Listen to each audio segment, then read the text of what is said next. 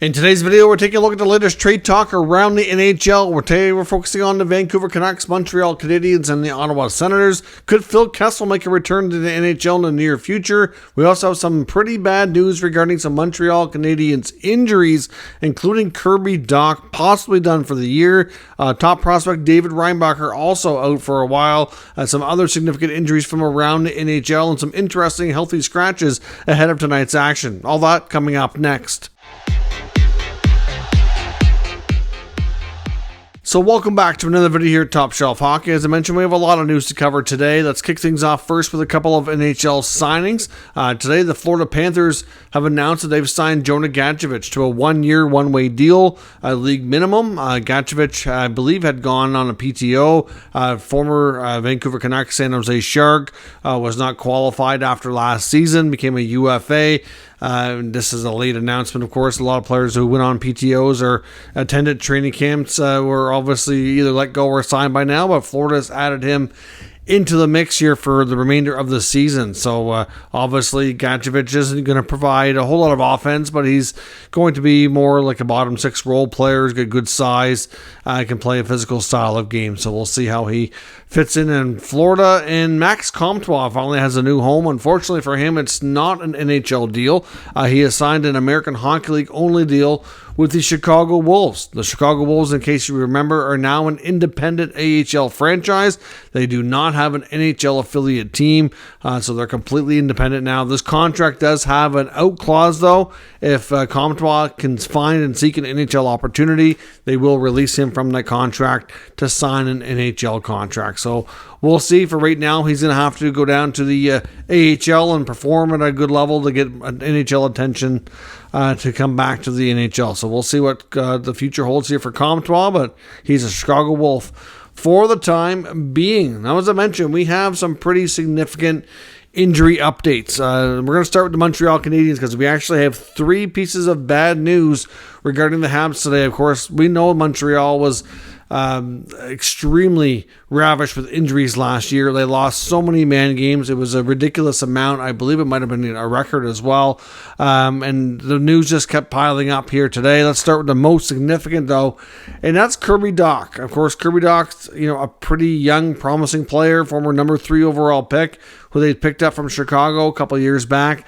He's had really good flashes of skill with the Canadiens, and looks like, after some injuries in Chicago, and they were obviously eager to move on at a young age, which was kind of odd, but at the same time, they really wanted to tear things down there.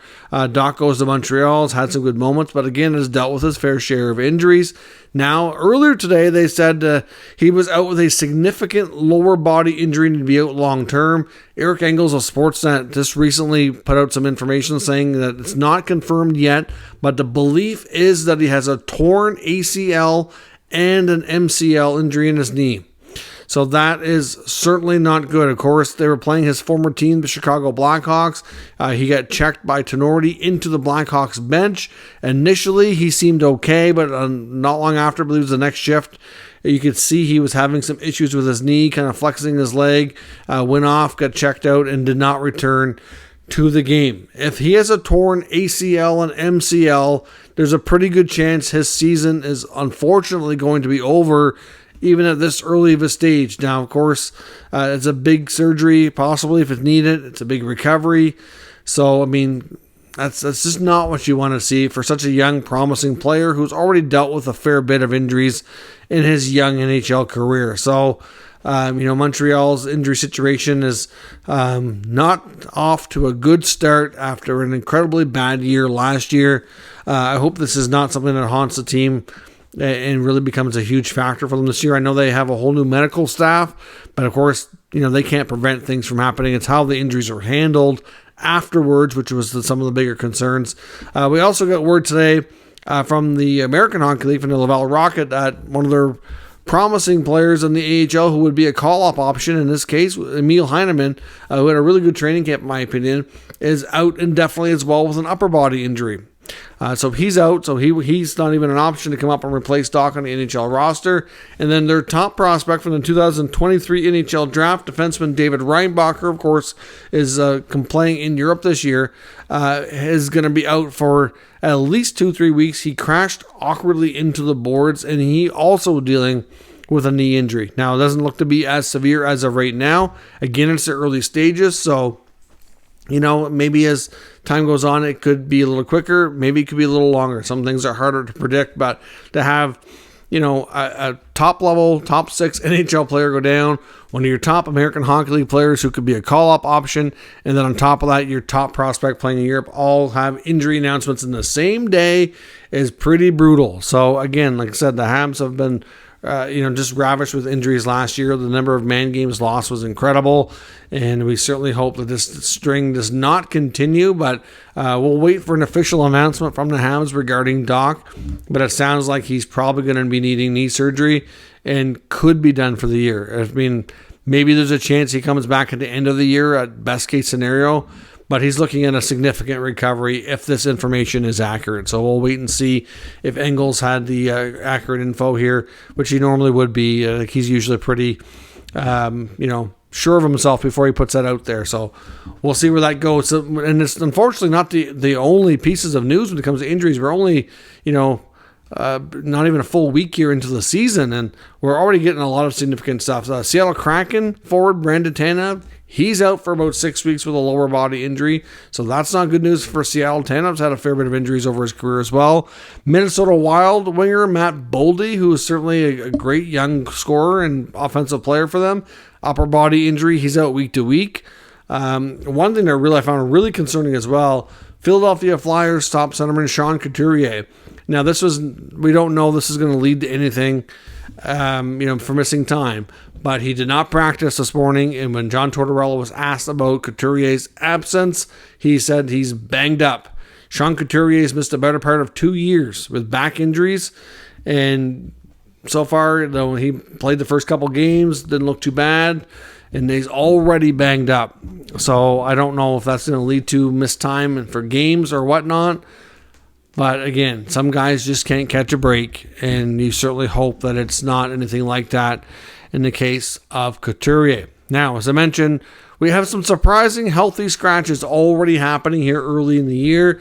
In the Washington Capitals, they're only playing their second game of the year tonight, and Anthony Mantha is already a healthy scratch. Of course, we already have heard the rumors about Mantha all summer. The Capitals really wanted to move him. We're not able to. He's making too much money for what you provide. Even if they retain 50%, I don't think anybody wants that contract, even at that level. That's how far things have fallen off for Anthony Mantha. He had a few good years in Detroit, got himself a fairly long-term, fairly lucrative contract, and it's just been all downhill from there. Since he's gone to Washington, he's done almost nothing. It's been a terrible trade. When that Mantha for Veranda trade first went down, I was like, wow, this is really interesting. This could possibly work out really well for both teams. And boy, was that wrong. Like, this has worked out horribly for both teams. Mantha not doing anything in Washington. Veranda had his issues in Detroit. Seems to be doing a lot better now that he's in St. Louis. I don't know. That's a whole other different story for why things didn't work for Veranda in Detroit. But that trade went horribly wrong for both sides. So Mantha's already on new head coach Spencer Carberry's list of, on the healthy scratch list. So that's not good. Not good at all. And in Detroit, they've only had a few games as well. And newly acquired defenseman Jeff Petry is going to be a healthy scratch. So, again, Petry's had his struggles, and Derek Lalonde in Detroit has already seen enough to make him a healthy scratch. So that's not good. I mean, obviously, Jeff Petry was moved around between Pittsburgh to Montreal to Detroit. I know Detroit has him on a reduced salary, thankfully. From a cap perspective, it's not as bad, but still. He didn't have a good year in Pittsburgh last year after leaving Montreal. Before he left Montreal, there was a lot of talk about his play really falling off, but it seemed like he was kind of not interested. Like, he just seemed frustrated and that he wanted a fresh start. And there was a lot of questions over his effort level. but it was more so to do with this having off-ice frustrations. I know his family wasn't loving it there anymore. A lot of it had to do with the COVID restrictions at the time, a couple of years back, and there's a lot of other stuff, external factors there, but still, it wasn't so much that Petry couldn't play anymore. It was the word is that it was more of just an effort issue. He goes to Pittsburgh, things don't really get any better. Now he goes to Detroit a year later, which is, he's from Michigan, so this should be, if nothing else would motivate him, I don't know what would, and he's already being a healthy scratch. So it goes to show his play and the view of the coaches have just not been up to par. So I'm just a little bit surprised in Petry Mantha's case that it happened so fast. Not surprised it happened, but that we got there as quickly as we did. In Carolina, I want to talk about Carolina a little bit. Dave Pagnotta, the fourthperiod.com, was reporting today that there's still very much interest with the Hurricanes to sign Brett Pesce long-term. I know he's been mentioned in the rumor mill about maybe not having a future in Carolina. And at the end of the day, the Carolina's in win-now mode. Between Pesce and Brady Shea, there's a good chance that one of them at least does not return next year. But I don't know that Carolina really trades either of them. If they were going to make a deal, I think they would have made it in the offseason. Now, I wouldn't completely rule it out. You just never know. Sometimes a trade might present itself that they see as a real good option to get another defenseman in the longer term. But they really like Pesce, and they'd like to sign him. The problem is that he's looking for more money than they want to pay. We know Carolina has a history of setting a boundary in the line, saying, this is what we see your value at. We like you. We want to sign you. This is the offer. But if you think that you want more money or you can get more money, I'm sorry, you're going to have to go elsewhere. That's just their take it or leave it approach. And for the most part, it's worked out for them. And at this point, Pesce apparently is looking for about $6 to $7 million, and on a longer term deal, somewhere between 6 to 8 years. And the team is more comfortable with 4 to 5. So they're easily $1 million, if not closer to 2 apart. So that's a big gap. So as much as they might have a difficult time bridging that gap, there's still interest to sign him. Unlikely. It seems unlikely they're going to move him. Like I said, same thing goes for Shea. You never know. I mean, maybe they'll talk to Shea's camp on an extension, and if the numbers work out and they come to terms a lot faster, it might seal Pesce's fate. But at this rate, it's not expected that they're going to trade one of them, but there's a very high probability that one of them at least is not going to be back next year. There's also word from Dave Pagnotta today that Phil Kessel appears to be close to returning to the NHL. According to Dave, Phil has 2 legit NHL offers. There's 2 teams that really want to sign him. We don't know the terms of the deal. I'm guessing they're 1-year deals at league minimum. But at this point, the teams that are interested and are willing to give him a contract need to clear space. So that's not surprising considering that's like half the league. So at this point, Phil is patiently waiting, trying to see if they can make that happen so they can officially get him on the books and get him signed. So I don't know who those 2 teams are. That was not made available or revealed by Pagnotta for what he knows, but 2 teams on Kessel. As soon as if you see any cost-cutting moves, of course, besides a team like Vancouver, I would rule out Vancouver and Ottawa, but we already know, we're going to talk about them anyways. They're heavily in the rumor mill about doing a deal here soon, separately, of course. They wouldn't be connected to him. But any other teams making cost-cutting moves, then I would suggest maybe that could be what they're up to. As far as moves go, let's segue into that next. The Vancouver Canucks, we have a little bit more updates on Connor Garland, and this was also discussed by Pagnotta today in his latest column for the fourthperiod.com. We've known about some of the teams, and he talked a little bit further today about what some of the players were that have been discussed on some of these other deals. So we had heard before Winnipeg, Columbus, Nashville. Now, according to Pagnotta, the Predators, when they've been talking to the Vancouver Canucks, there is interest there, and the talks have been pretty well centered around Dante Fabro. Of course, we know the Canucks would prefer, if they can, to get a defenseman back. I think a right-shot defenseman is even better, which Fabro is. He's also a Vancouver native, so there might be interest there from the player's perspective for homecoming, which is always, good potential. He's a young defenseman with the U.S. college hockey. Had a great, following leading up to his draft and afterwards. Hasn't quite fulfilled the potential that a lot of people saw before he was drafted. And there's been rumors for some time that the Predators were willing to entertain moving him. So we'll see if those conversations continue and if that works out. In Columbus, Andrew Peeke is the name that keeps coming up as well. Peake's been in and out of the lineup, healthy scratch one night, playing on the top pair another. I'm not sure how Columbus feels about him. We've also heard about Adam Boqvist being potentially available too. So obviously the Canucks have an option to move Garland to one of those teams and get a defenseman back. And I've noticed online, this is just from a fan perspective, a lot of chatter about, hey, maybe the Canucks and the Flames should hook up again. We know that the Flames have a lot of former Canucks, and there's a lot of players that have connections to both clubs throughout their careers, especially recently. Maybe they should trade Garland to Calgary for Tanev. Chris Tanev, of course, former Vancouver Canuck, was kind of viewed upon while he was there as being the ideal perfect partner for Quinn Hughes. I know Quinn Hughes was not thrilled when Tanev left. But then again, that version of the Canucks management, which was Benning and company, didn't really prioritize some of these guys in free agency. And all these guys they had interest in bringing back, and they just took way too long because that's when they were focused on Oliver Ekman-Larsson, a lot of other external things. And they lost some of these guys. They lost Markstrom, they lost Tanev, and they were in the mix for them, but they were just not quick enough to make offers, which was kind of bizarre. But at the end of the day, that's the former regime. But, this is not something we're hearing from NHL insiders, but from a fan perspective, I think that might be interesting.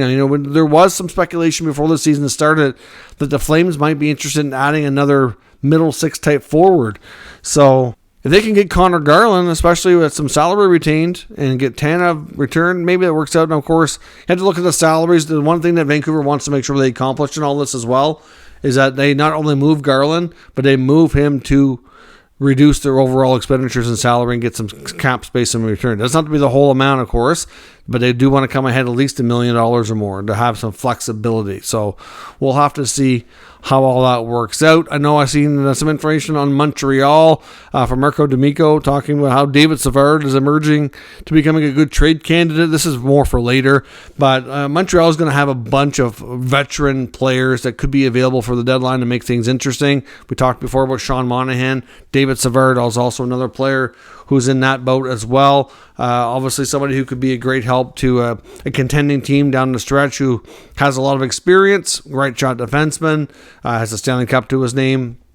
Could be a great addition there while Montreal continues to kind of turn over the blue line gradually. Obviously, they want to have some veterans around, but they also want to make sure that they're giving plenty of opportunity to their youngsters. And we know next year they're going to have, even more of these young defenders are going to be looking for more and more opportunity, and hopefully can justify getting it. So Savard might be somebody they part with anyhow. So we'll see as the season goes along. And in Ottawa, they're still working on the Shane Pinto situation. Still no real update. We talked at length about Joseph and Brandstrom being the ideal trade candidates that Pierre Dorian's apparently having tons of conversations on, but so far has not found a price tag and a deal that he likes enough to pull the trigger. A lot of fans now are clamoring for maybe they can't trade Joseph after the hot start he's had. Should they not consider trading Dominic Kubalik instead, who they picked up from Detroit? Makes a little bit less than Joseph at $2.5 million instead of 2.9, but it's enough to get Joseph signed. And he's only got 1 year left on his contract. He's a pending UFA. So far in the third line duty, he's a decent player, but not really showing to be a high impact because they have too many other players playing ahead of him in the lineup. Maybe they could use Joseph's penalty killing skills, his speed, all those other things that he brings as a different skill set than Kubalik. Maybe he's the guy that needs to go. And then you could have a third line of Pinto with Joseph and Ridley Gregg. Because Gregg, once Norris is playing as well, because obviously Ridley Gregg's playing the second line center role. You push Gregg down to the third line, which I think is even better for him. Put Norris back in the second line with, say, Batherson, Tarasenko. That would help distribute the puck better on that line. And then you have a third line of Pinto, Joseph, and Ridley Gregg. To me, that's way better. Then you got the third line center right now being Rourke Chartier. He's an option to play in your fourth line, or you take him out of the lineup, or maybe between him and Kessel, maybe you rotate. You have two options there for the 4C spot, and then you still got guys like Parker Kelly and Zach McEwen around, or Schmeichel, who you have down in the AHL that you signed from Europe. So lots of options. I personally think the Kubalik trade option is the better one. I like Kubalik as a player. He's looked decent, but where he's playing at in the lineup right now, there's just no way he's going to be productive. And I just don't see it being a good fit for the way the team is structured currently. And if he has to go to get Pinto in the lineup, I think Sens fans would be okay with that. They haven't formed an attachment here as of yet, and overall I think it might be what's best for the team long term, but they need to get this sorted out quick. There's been Pinto chants at the first 2 home games. Fans are getting antsy. I'm sure Pinto's antsy. They got to get this sorted and fast, and I've been saying that for way too long. So let me know your thoughts on all today's news down in the comments. We'll discuss further. If you're new to the channel, make sure you subscribe and stick around. We'll keep you up to date with the latest news, rumors, and analysis of all 32 NHL teams. Thanks for watching, and I'll catch you next time.